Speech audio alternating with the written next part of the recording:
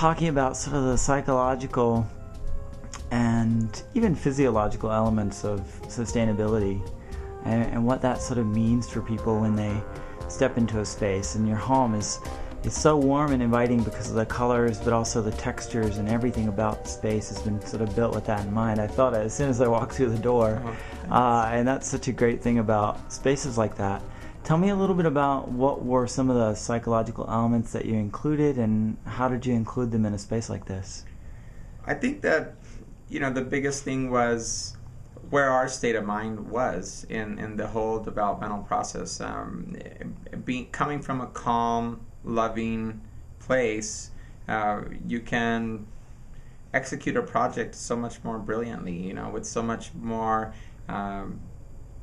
compassion and assistance from the universe. Basically, that's the way I see it, right? So as we started this venture, we had best intentions, and we did it from that place, and we kept that in mind. So I think that our artistic inspiration and our ideas come from something bigger than all of us. And so when you're resting in that place and you're living from there, that support is available, and you can create from a deeper space. And I think that all of us are artists, and I think it shows when we stop to really acknowledge or give time to that part of ourselves. And I think that probably these days that's one of the biggest things that's missing, is for people to take the time to really appreciate the beauty or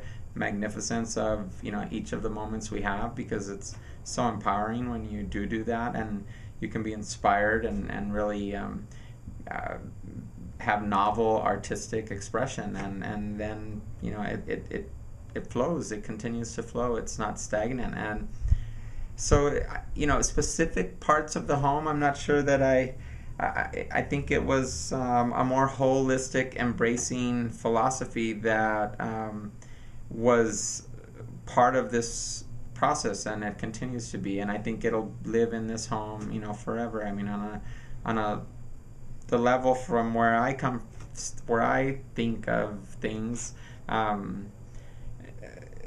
the energy is always flowing and fluid, and doesn't stop anywhere. And when we do things with the right intentions, they're beautiful. And I think that's the easiest way to recognize truth and is for its beauty. And so it was fun. It was fantastically fun.